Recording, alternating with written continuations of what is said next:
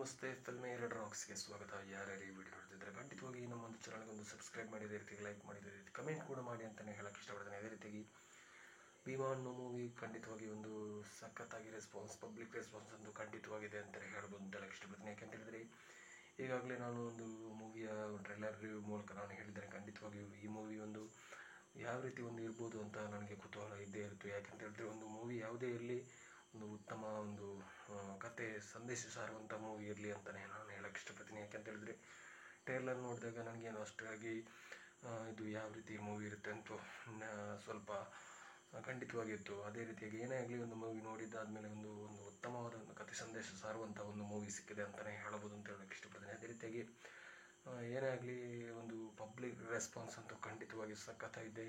ಅದೇ ರೀತಿಯಾಗಿ ನಾನಂತೂ ಸಖತ್ತಾಗಿ ಮೂವಿ ನೋಡಿದ್ದೇನೆ.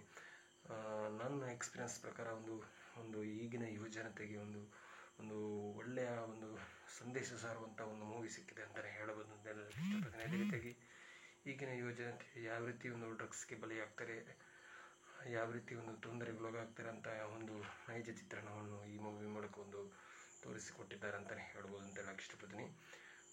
ಏನೇ ಆಗಲಿ ದುನಿಯಾ ವಿಜಯ್ ಅವರ ತುಂಬ ಡಿಫ್ರೆಂಟ್ ಆಗಿರುವಂಥ ಒಂದು ಲುಕ್ ಈ ಮೂವಿನಲ್ಲಿ ರಿಲೀಸ್ ಆಗಿದೆ. ಫೈಟಿಂಗ್ ಸೀನ್ ಅಂತೂ ಅದ್ಭುತವಾಗಿ ಮೇಕಿಂಗ್ ದೃಶ್ಯಗಳೆಲ್ಲ ಶೂಟಿಂಗ್ ಮಾಡಲಾಗಿದೆ ಅಂತಲೇ ಹೇಳ್ಬೋದು ಅಂತ ಹೇಳೋಕ್ಕೆ ಇಷ್ಟಪಡ್ತೀನಿ. ಒಂದು ಕಲೆಕ್ಷನ್ ಹಾಗೂ ಕೂಡ ಒಂದು ಉತ್ತಮವಾದ ಕಲೆಕ್ಷನ್ ಜೊತೆಗೆ ಎಲ್ಲ ಕಡೆ ಕೂಡ ಹೌಸ್ಫುಲ್ ನಡೀತಾ ಇದೆ ಅಂತಲೇ ಹೇಳ್ಬೋದು ಅಂತ ಹೇಳೋಕ್ಕೆ ಇಷ್ಟಪಡ್ತೀನಿ. ನಮ್ಮ ಕಡೆಯಿಂದ ಕೂಡ ಒಂದು ಗುಡ್ ಲಕ್ ವಿಶೇಷನ್ ನಾವು ಖಂಡಿತವಾಗಿ ಹೇಳೋಕ್ಕೆ ಇಷ್ಟಪಡ್ತೀನಿ. ಅದೇ ರೀತಿಯಾಗಿ ಒಂದು ಒಳ್ಳೆ ಕಲೆಕ್ಷನ್ ಮತ್ತು ಮೂವಿ ಹೋಗಲಿ, ನಮ್ಮ ಕಡೆಯಿಂದ ಕೂಡ ಗುಡ್ ಲಕ್ ವಿಶೇಷನ್ ನಾವು ಖಂಡಿತವಾಗಿ ತಪ್ಪಾಗಿ ಹೇಳೋಕ್ಕೆ ಇಷ್ಟಪಡ್ತೀನಿ. ಅದೇ ರೀತಿಯಾಗಿ ಎಲ್ಲರೂ ಒಂದು ಸಲ ಈ ಭೀಮಾ ಮೂವಿಯನ್ನು ನೋಡ್ಕೊಂಡು ಬನ್ನಿ, ಎಲ್ಲರೂ ಸಪೋರ್ಟ್ ಮಾಡೋಣ ಅಂತ ಹೇಳೋಕ್ಕೆ ಇಷ್ಟಪಡ್ತೀನಿ. ನಮ್ಮ ಕಡೆಯಿಂದ ಗುಡ್ ಲಕ್ ವಿಶೇಷನ್ ಹೇಳೋಕ್ಕೆ ಇಷ್ಟಪಡ್ತೀನಿ. Thank you so much. Love you all. Jai Hind. Thank you.